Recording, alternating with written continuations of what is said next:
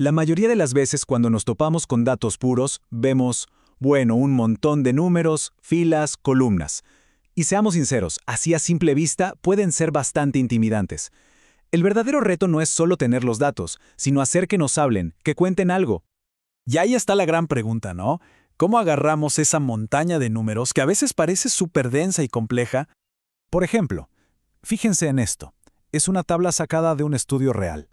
A ver, tiene un montón de información valiosa, ¿eh? Edad, género, tipos de anticonceptivos, pero ¿qué nos dice así de un solo vistazo? Es complicado, ¿cierto? Toca leer línea por línea, comparar en la cabeza. La verdad, es bastante trabajo.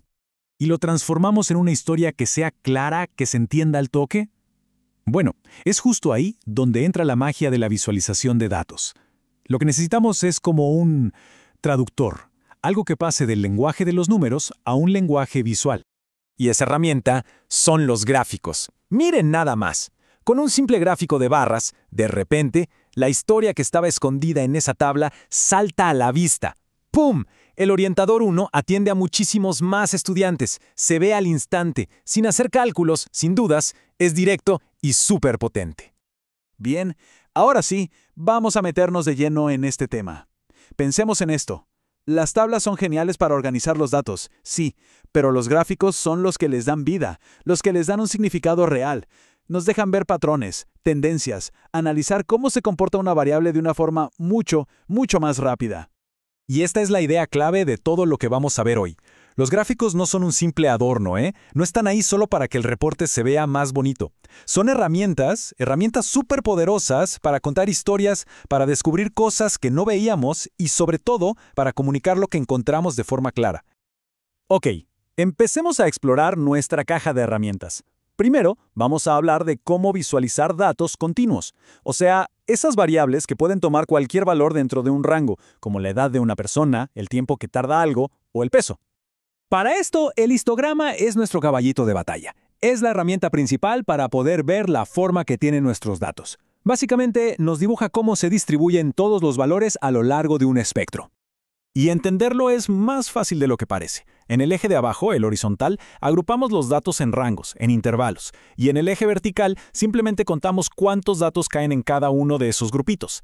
Y ojo, la clave aquí es que las barras van pegaditas una a la otra. Eso nos grita, ¡hey! Estamos viendo algo continuo, como la edad. Luego tenemos a su pariente cercano, el polígono de frecuencias. Imaginen que tomamos cada barra del histograma. Encontramos el punto justo en medio de la parte de arriba y luego unimos todos esos puntos con una línea. Eso es como la silueta o el perfil del histograma. Entonces, ¿cuándo usamos uno y cuándo el otro? Bueno, el histograma es perfecto para ver la distribución de un solo grupo de datos. Pero lo genial del polígono de frecuencias es que, como es una línea, podemos dibujar varias en el mismo gráfico. Esto es súper útil para comparar distribuciones de diferentes grupos, algo que si intentáramos con varios histogramas a la vez, sería un caos total. Y para cerrar este grupo está la ojiva. Esta tiene un truco especial, nos muestra las frecuencias por acumuladas. ¿Qué significa eso? No nos dice cuántos datos hay en un intervalo, sino cuántos hay hasta ese punto. Es una curva que siempre va para arriba y nos ayuda a responder preguntas como, oye, ¿qué porcentaje de la gente tiene 20 años o menos? Muy bien, ahora demos un giro.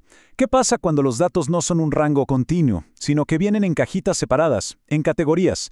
Pensemos en cosas como profesiones, marcas de autos, o como vimos al principio, los nombres de los orientadores. Para este tipo de datos, el rey indiscutible es el diagrama de barras. Es la herramienta perfecta para comparar cantidades entre diferentes categorías. Simplemente, qué tan larga es la barra nos dice cuánto hay de cada cosa. Y aquí viene el detalle clave, el que lo diferencia del histograma.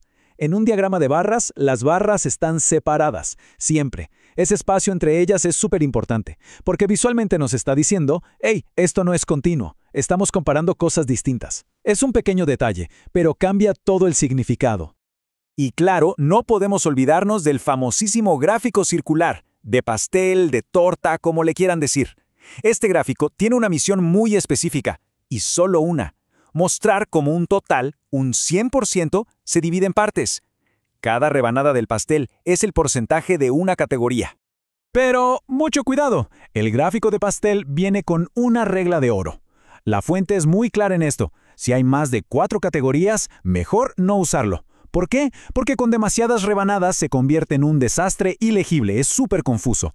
En esos casos, casi siempre un gráfico de barras va a funcionar mucho mejor. Perfecto. Ya recorrimos la caja de herramientas. Ahora, ¿qué tal si las ponemos a prueba? Vamos a volver a los datos del estudio del inicio y a pensar qué gráfico usaríamos en cada caso. A ver, primer desafío. Tenemos la variable edad. Ya sabemos que es una variable cuantitativa y además continua. Entonces, ¿cuál sería el gráfico ideal para ver cómo se distribuyen las edades? Un histograma exacto, o también su primo, el polígono de frecuencias.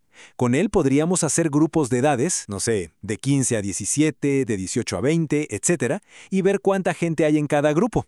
Nos daría una foto perfecta de la distribución de las edades.